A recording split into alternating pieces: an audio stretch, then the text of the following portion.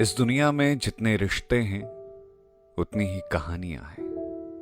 Hello hi, मेरा नाम पंकज जीना है और आज हैशटैग किस्सा में जो किस्सा मैं आपको सुनाने जा रहा हूं उसका हैशटैग है हमारा रिश्ता। कुछ रिश्तों को गलतफहमियां मार डालती हैं और कुछ को हम खुद। रिश्ते बनाते रहिए, पूरी शिद्दत से निभाते रहिए। यही तो कहानी बनती है इश्क की। मोहब्बत, चाहत, इश्क, प्रेम, जो कहना चाहो वो कह दो। अलग अलग नाम है मगर आत्मा एक। मैं इश्क कहता हूं और शायद करता भी हूं। इश्क ना वो समंदर है जिसमें डूबना पड़ता है और जो डूबता है वही पार हो जाता है।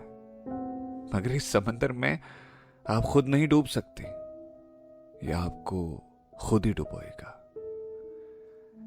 ये शायद की कहानी है जो शायद से शुरू होकर शायद पर ही खत्म हो जाती है। मैं हमेशा यादों को लिखता आया हूं। कल किसी और की लिखी थी, शायद आज कुछ अपनी संजो रहा हूं। देखते हैं ये यादें कहां तक ले जाती हैं। किसी को इतना चाहो कि चाहत ही दम तोड़ दे। मुझे ना ऐसा प्यार करने वाला चाहिए, वो बोल रही थी। लड़का शांत था। लड़की पूरे जोश में ये बात कह रही थी। जानते हो क्या, कोई ऐसा प्यार करने वाला कि चाहत हार मान जाए मगर वो ना माने। ख्वाब में जीना छोड़ दो मैडम, ऐसा हकीकत में नहीं होता है। अरे होता है, हम जानते हैं, तुम्हें कुछ नहीं पता, बुद्धू हो तुम एक नंबर के। अच्छा ठीक है, जब होगा तब होगा, अभी फोन काटो, हम जा रहे हैं। अच्छा ठीक है, जाओ मरो। Bye bye. ऐसी कई बातें दोनों के बीच होती रहती थी। लड़की भूल जाती थी, लड़का याद रखता था। दोनों अच्छे दोस्त थे, एक दूसरे को बहुत अच्छे से समझते थे। उन्हें एक दूसरे की हर जरूरत का अच्छे से पता होता था। लड़का बेफिक्र था, लड़की मस्त मौला। मगर जब नजदीकियां ज्यादा बढ़ने लगती हैं तो प्यार पनपने लगता है। यही हुआ लड़के के साथ और लड़के को प्यार हो गया। मगर लड़की तो बेपरवाह थी, उसे भनक कहां लगती। फिर एक दिन आया जब लड़के ने अपने प्यार का इजहार कर दिया और लड़की ने इनकार कर दिया। लड़का बात करता रहा, प्रपोज करता रहा, लड़की वो इनकार करती रही। बार बार इजहार, बार बार इनकार।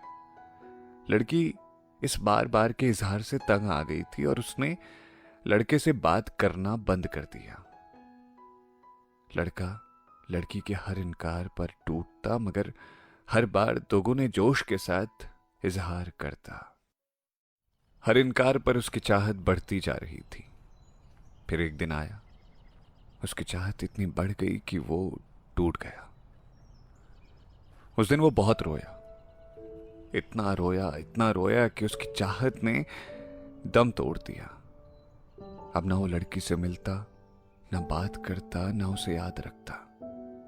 दुख से इस बात का नहीं था कि उसका प्यार असफल हो गया। दुख उसे इस बात का था कि उसके अंदर की मोहब्बत अब खत्म हो गई थी। फिर एक दिन उस लड़की ने फोन किया। उसने फोन उठाया, आवाज आई, एक बात पूछें? पूछो। क्या हमारी दोस्ती भी खत्म हो गई? अरे तुम्ही ने तो कहा था ना कि ऐसा प्यार करने वाला चाहिए जो इतना चाहे कि चाहत भी दम तोड़ दे। और तुमने ही तो कहा था ना कि ऐसा हकीकत में नहीं होता है। अब दोनों चुप थे। एक सन्नाटा पसर गया था फोन पे। बस कुछ सांसों की आवाज आ रही थी और जा रही थी कि तभी अचानक फोन कट गया। लड़का बड़बड़ाता रहा, मगर तुमने कहा था ना कि ऐसा होता है। अब वो शांत था क्योंकि उसने अपनी चाहतों का दाह संस्कार कर दिया था। चाहते कमबख्त होती ऐसी चीज है जो हमेशा ऐसी चीज को पाने के लिए उमड़ती हैं जिसको पाने का कोई स्कोप नहीं होता। कभी कभी ना नासमझी बहुत भारी पड़ जाती है। और कुछ मोहब्बतें जो मुकम्मल हो सकती थी खत्म हो जाती हैं। शायद यही इश्क था उसका। आज भी लड़का जब भी कुंठित होता है तो यही कहता है, तुम दर्पण की तरह हमेशा मेरे अक्स को उल्टा ही समझते हो।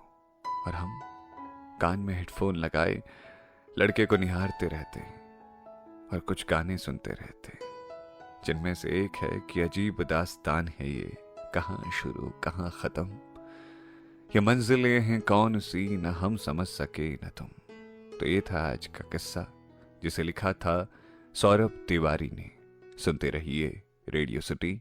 मेरा नाम है पंकज जीना।